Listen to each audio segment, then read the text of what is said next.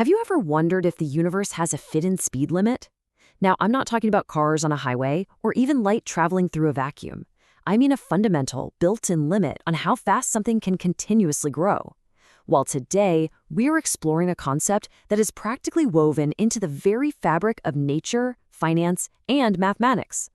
Welcome to this explainer on one of the absolutely most fascinating and ubiquitous constants in the entire world. To get us started, I want you to think about a seemingly impossible riddle.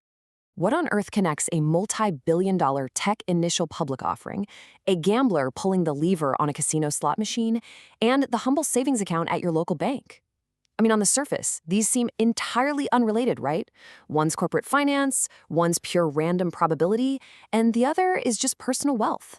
But as you'll see, they are all secretly governed by the exact same mathematical principle. The answer to that riddle, and really the main protagonist of our explainer today, is this number right here, 2.71828, and so on.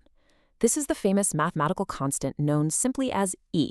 Now, kind of like its famous cousin pi, E is irrational, which means its decimal digits literally go on forever without ever repeating. It's also what mathematicians call a transcendental number, meaning you can't just produce it with a simple algebraic equation.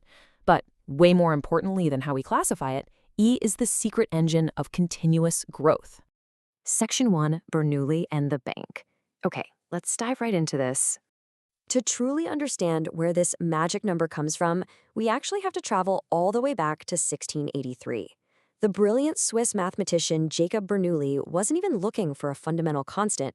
He just wanted to squeeze the absolute maximum compound interest he could out of a bank. So imagine an incredibly generous bank account. You start with exactly $1, and the bank pays you a massive 100% interest per year. If they credit you just once at the very end of the year, your $1 turns into $2. Simple enough, right? But Bernoulli asked, wait, what happens if the bank calculates and credits that interest more frequently? What if they pay you 50% every 6 months? Or what if they compound it quarterly or monthly or literally every single second? Does your wealth just skyrocket to infinity? Well, look at how the math unfolds here.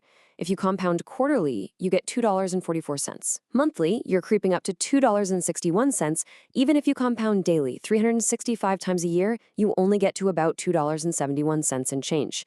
Bernoulli noticed something incredible. As you push those compounding intervals closer and closer to infinity, your total earned hits an absolute hard speed limit. With continuous, non-stop compounding, your account value will max out at exactly $2.71828182.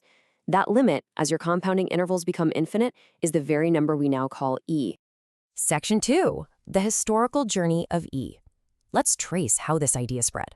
So Bernoulli essentially discovered the constant through finance, right? But its journey to becoming a total cornerstone of modern math actually took a pretty winding path.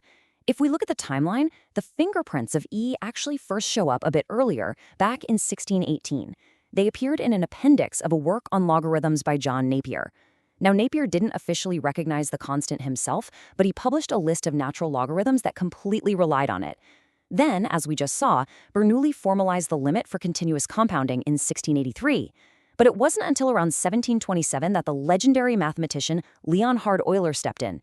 He started using the letter E for the constant, first in an unpublished paper about the explosive forces in cannons, of all things, and later he standardized it across his printed works. Section 3. Calculus and the perfect slope. Now this brings us to why E is absolutely crucial to mathematicians today. The main reason we use it is found in calculus, where it acts as the flawless base for exponential functions. Think about it this way. If you graph a normal exponential function, like 2 to the power of x, the slope of that curve, meaning its rate of change, does not equal the value of the function itself at that point. But if you swap that out and use Euler's number as your base, something magical happens. For the function y equals e to the power of x, the rate of change exactly equals the current value, everywhere on the entire curve. At the exact point where x is 0, the graph has a perfect slope of exactly 1. It is literally the unique mathematical function that is its own derivative. And because of this incredibly unique property, E becomes the base of what we call the natural logarithm, which you'll usually see written as ln. Choosing E as your base makes doing calculus so simple and elegant. When you differentiate the natural logarithm, it just beautifully simplifies to 1 over x. It behaves perfectly because, unlike other bases, it leaves behind no messy, complicated mathematical leftovers to carry around. It's basically nature's cleanest tool for measuring continuous, exponential growth or decay. Section 4, Hats, Slots, and Probability. Let's see how this builds into something totally unexpected. So, we've talked about money and calculus, but get this. E also secretly governs probability, randomness, and chaos. To really picture this, let's look at a classic 18th century puzzle known as the problem of derangements, or the hat check problem. This was explored by Pierre-Raymond de Montmort and, you guessed it, our old friend Jacob Bernoulli. Imagine a huge party. A certain number of guests, let's call it N, check their hats at the door with a butler. Well, the butler completely drops the ball and doesn't keep track of who owns which hat. At the end of the night, he just hands them back entirely at random. The big question is, what are the chances that not a single guest gets their own correct hat back? Now, you might be thinking, well, as you add more and more guests to the party, 100, 1,000, a million people, surely that probability wildly fluctuates, or maybe it just drops all the way down to zero.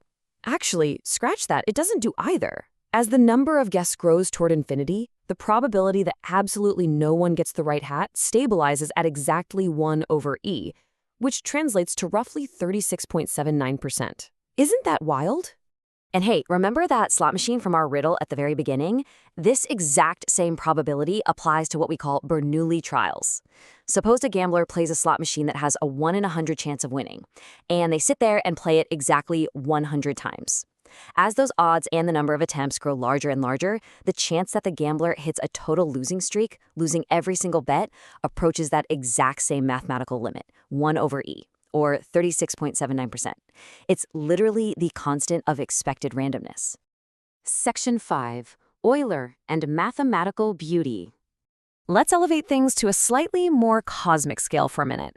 You see, E is deeply revered by mathematicians for how it interacts with the other foundational numbers of our reality. This is brilliantly illustrated by what many consider the absolute pinnacle of mathematical beauty, Euler's identity. It states that e to the power of I times pi plus 1 equals 0. With this one incredibly elegant equation, Euler united the 5 most fundamental numbers in all of mathematics into a single expression. You have e representing continuous growth, I, the imaginary unit, pi representing geometry and circles, 1, the very foundation of counting, and 0, the concept of nothingness.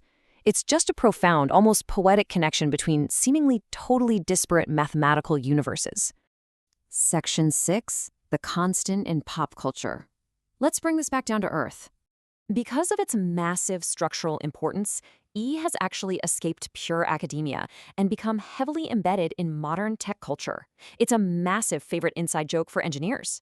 For instance, the legendary computer scientist Donald Knuth famously decided that the version numbers for his Metafont program wouldn't use standard integers. Instead, they constantly approach E. So it goes version 2, then 2.7, then 2.71, and so on. Or how about Google? When they filed for their initial public offering back in 2004, they didn't aim for a boring standard round number. No way. They announced their intention to raise exactly $2,718,281.828, which is $1 billion. Google even put up a mysterious recruitment billboard in Silicon Valley that simply asked for the first 10-digit prime found in consecutive digits of E. They knew for sure that only the most curious, capable engineers would bother to figure out that the answer was 742746666391, and then actually use that number to visit a secret recruitment website. So think about what we've covered. From a 17th century thought experiment about greedy bankers trying to maximize their compound interest, to the perfect elegant slopes of calculus, to the complete random chaos of a hat check room, and even the billions of dollars flowing through giant tech companies, E is always there. It's just quietly humming in the background of our lives. It truly is the natural speed limit of continuous growth. So I'll leave you with this final thought to ponder. Knowing that this fundamental constant dictates the math of so much of our reality, where else is the magic number of continuous growth hiding in your world today?